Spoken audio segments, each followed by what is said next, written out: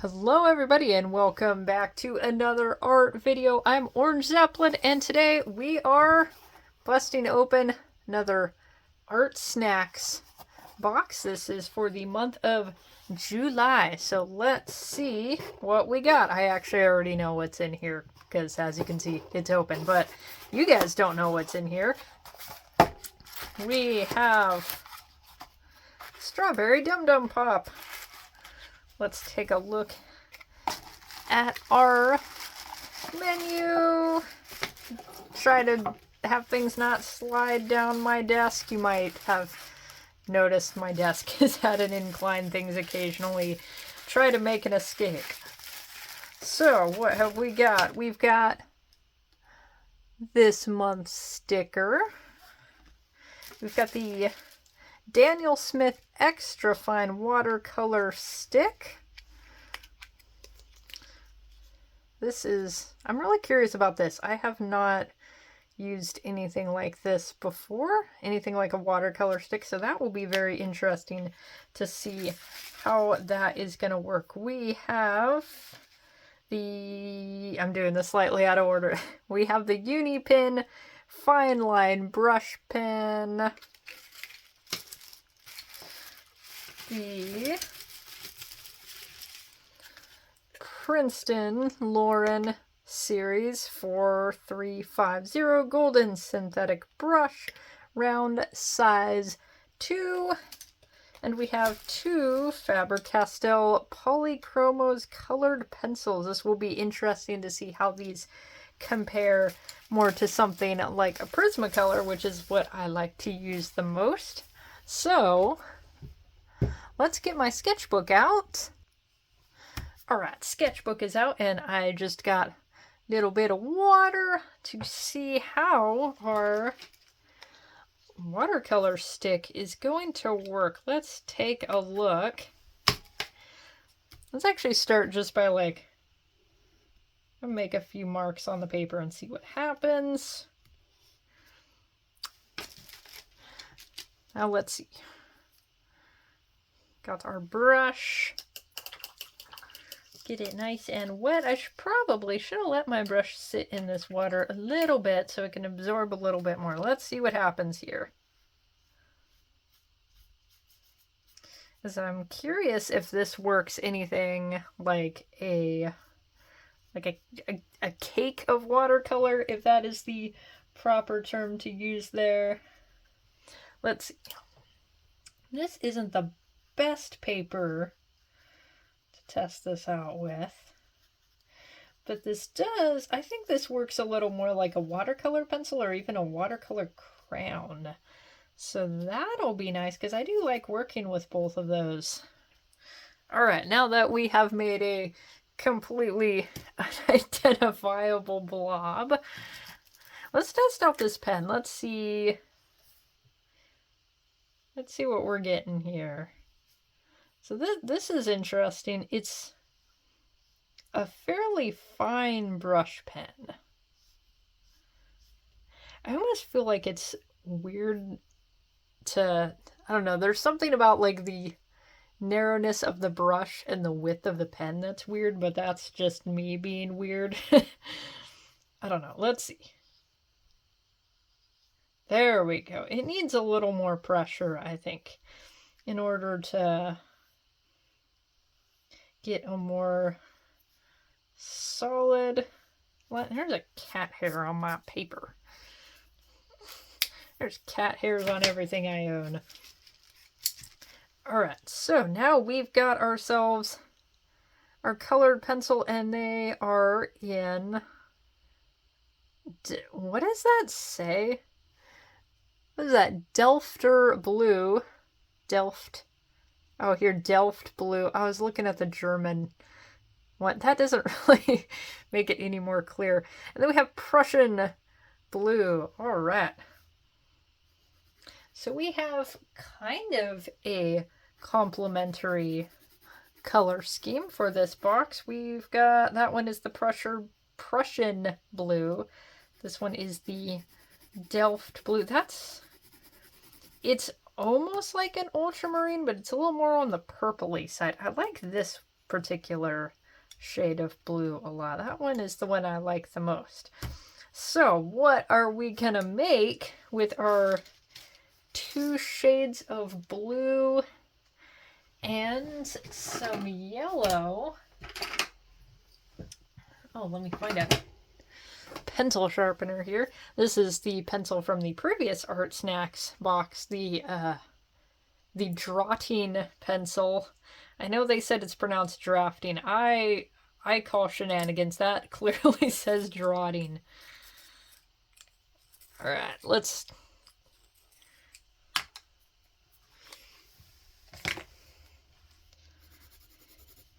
Okay.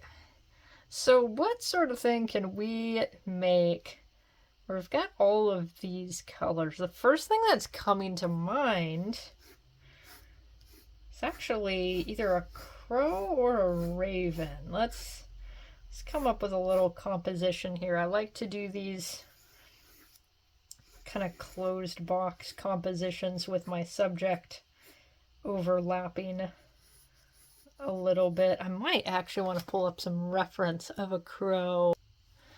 Alright, so I have a picture of a raven up actually on my tablet, and let's get this guy proportioned a bit better. Let's see, I was giving him a preposterously large beak in relation to the body. Could maybe... Oh, wait a minute, I got an idea here. What if we do the yellow background? I don't know if that's like a brush hair or cat hair. It's definitely a cat hair. I could tell this. I got a cat behind me.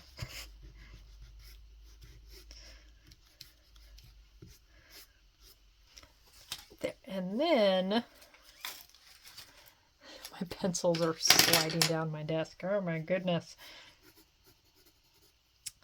Actually, here's what I would do.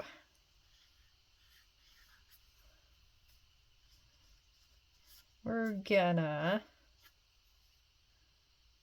I feel like this is a little bit of an awkward brush to use, but this might be more of a matter of just getting used to it.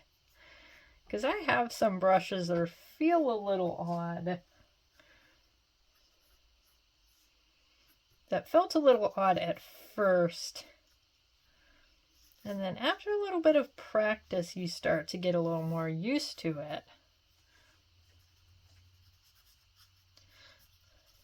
So this is what I'm thinking of doing.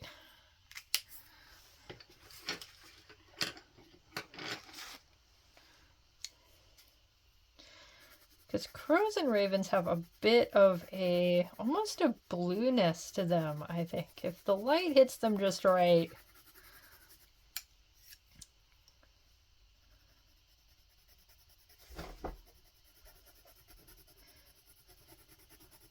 I don't know if you can hear the weird noises coming in the background. I have no idea what my cat is doing.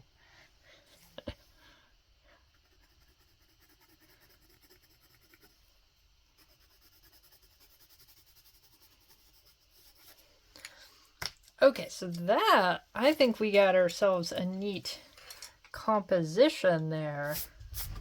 What I might do,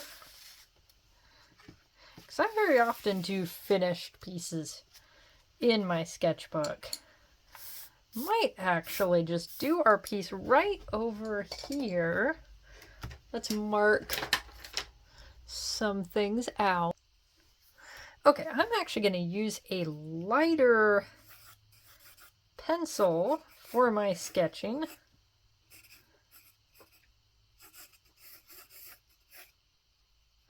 Let's see. Ravens have kind of a wider beak than crows do. There's a lot of little subtle differences between them. They've got a different sort of noise also. Crows have a more distinctive caw, and ravens have a little bit of a goofier noise almost. I think they sound like Kazooie and Banjo-Kazooie.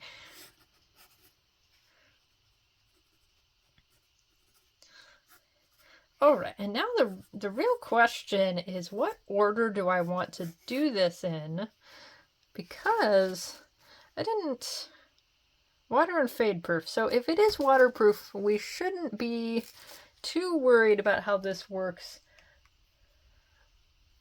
Actually, if they gave me a watercolor stick, it makes sense they would give me a watercolor pen. They probably curated it like that for specific reasons. So it would be okay if we do the ink work and then the watercolor.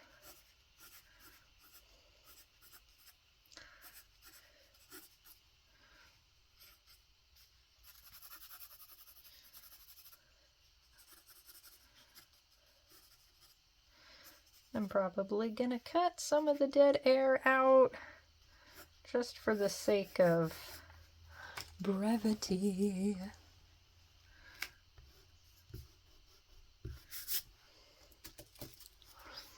All right, let us start brushing.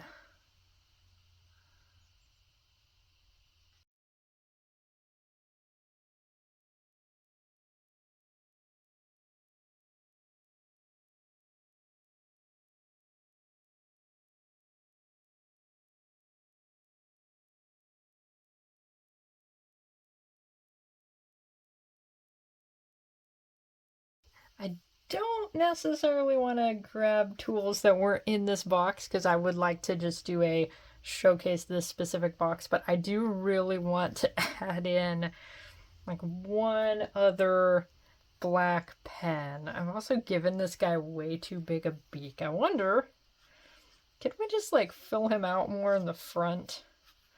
Let's see. That might actually work. I do really want to get another pen involved. Let's see, maybe this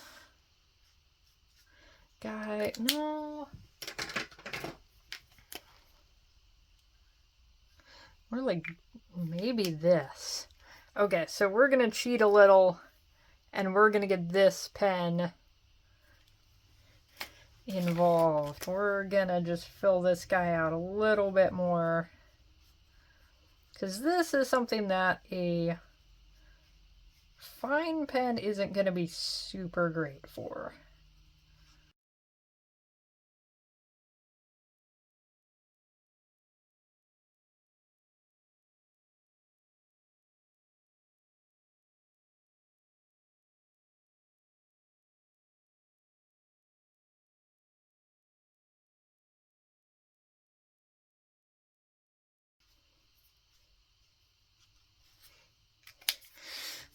Alright, this is kind of a gnarly looking raven. I think this guy's seen some better days, but maybe let's very carefully get some eraser,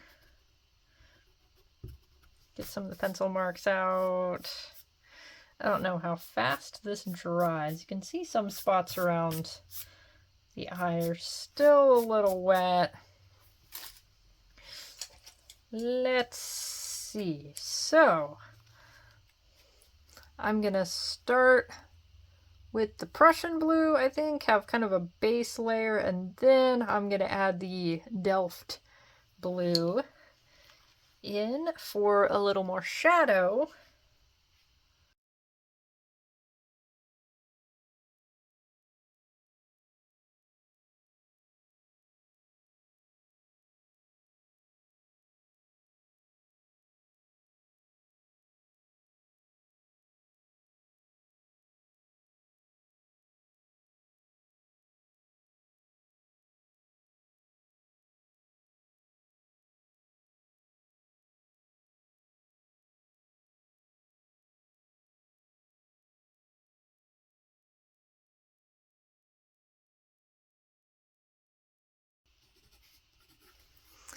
Alright, so I do find that the Faber-Castell colored pencils, they feel a little scratchy compared to the Prismacolor. That's what I'm the most used to.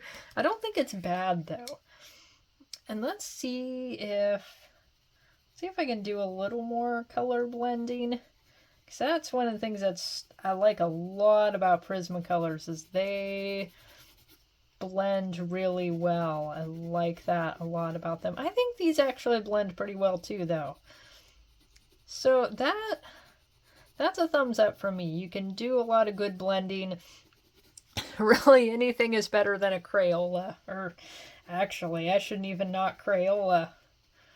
I think Rose Art is the real floor standard of colored pencils. You can always make good art with just about any material you have on hand, though. You don't have to spend a lot of money on art supplies. The higher end stuff can be very, very nice, though.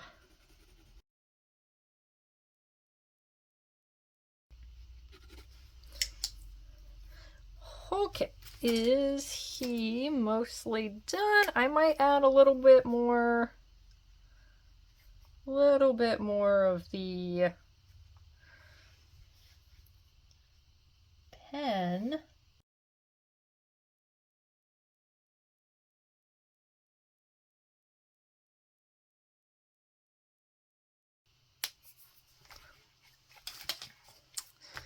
Alright, so we have our crow boy. He is, I think, in pretty good shape. What just fell off my desk? I don't know what just fell off my desk. Alright, so what we're gonna do, this will be interesting, because, let's see, I'm gonna just add a little bit of this watercolor stick. I'm not gonna go too close to the edges, because I think what I'm gonna do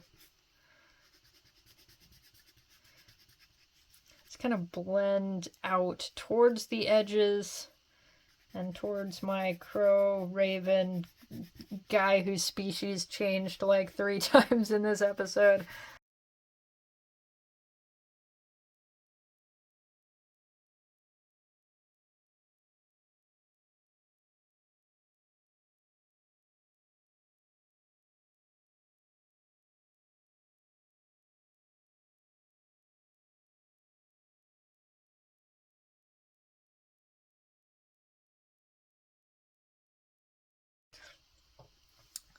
Okay, I like how he turned out. I think he needs just like a little bit more attention. That spot right there, that needs more work. So I'm going to give him just a little bit more attention.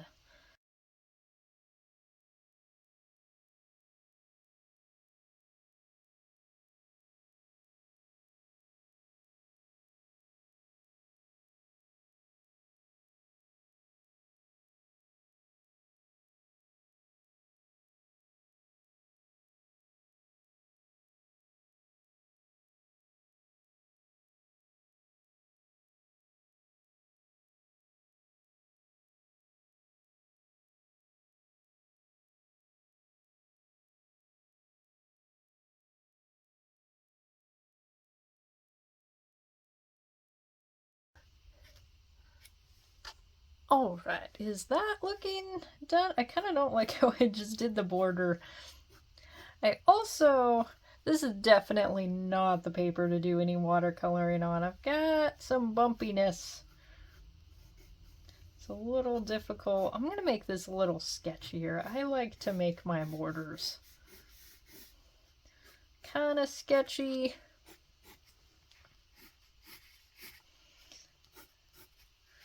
There we go. I think that looks cool. Let's sign it. The problem, this is left-handed problems right here.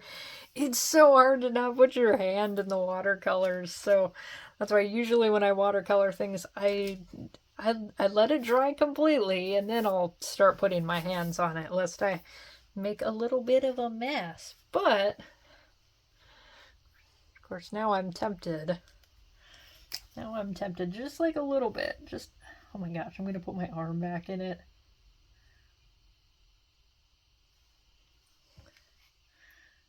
Because you know I like my white highlights on things.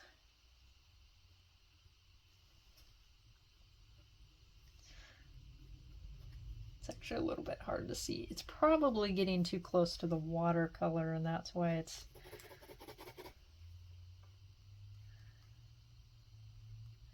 I might not like that pen, actually. I think maybe the pen isn't completely dry, and that's why this isn't going on super easily, but I like how this guy turned out, and I mostly didn't cheat.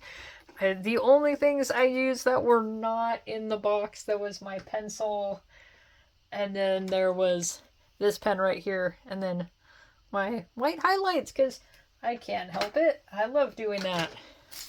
But, once again, let me show you what was in the box. We have our Hansa yellow watercolor stick, the two Faber-Castell not watercolor pencils, regular colored pencils. We have our Unipen fine line, and let me try not to just dry it off on my arm. And then we have our little paintbrush. I had a brain fart there. I need my coffee. So that is everything for the July 2022 Art Snacks menu. I hope you guys enjoyed watching this video. I enjoyed working on this dude, and stay tuned for another video in the future.